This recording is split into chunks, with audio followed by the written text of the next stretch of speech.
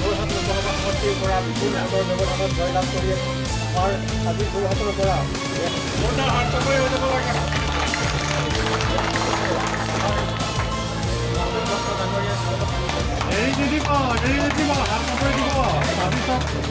মুখ্যমন্ত্ৰী লাগে নাই ভাত চাকৰি জোৰ দিব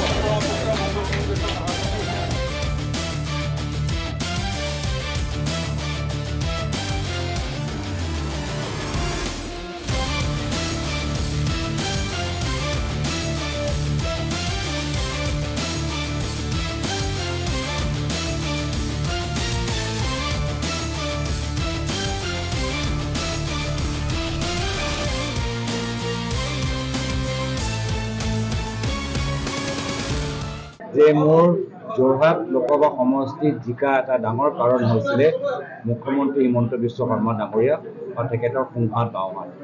হ'ব পাৰে যদি তেওঁলোকে অলপ গোলাঘাটত বেছি সময় দিলেহেঁতেন, আমি কাজিৰঙাতো আমি দিব পাৰিলোহেঁতেন, কিন্তু তেওঁলোকে গোটেই সময়টো যোৰহাটত দিলে, যাৰ ফলত আমি যোৰহাটটো জিকিলোঁ।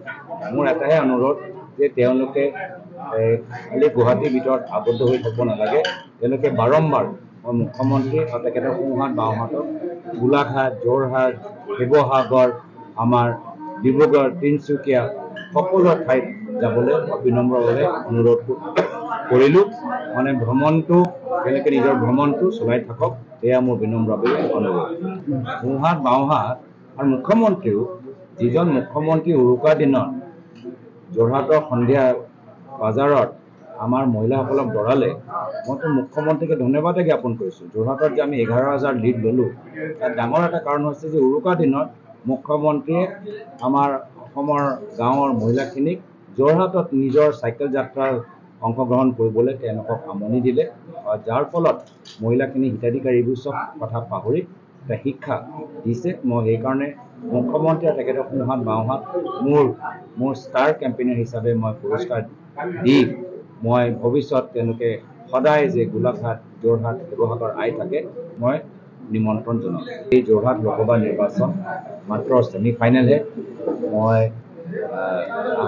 2 বছৰ পিছত বিধানসভা হ'ব, তাত আমি ফাইনেল খেলটো খেলিম আৰু যিদৰে আমি যোৰহাটত জিকিলোঁ, একেৰাহে আমি সমগ্ৰ অসমত জিকিম।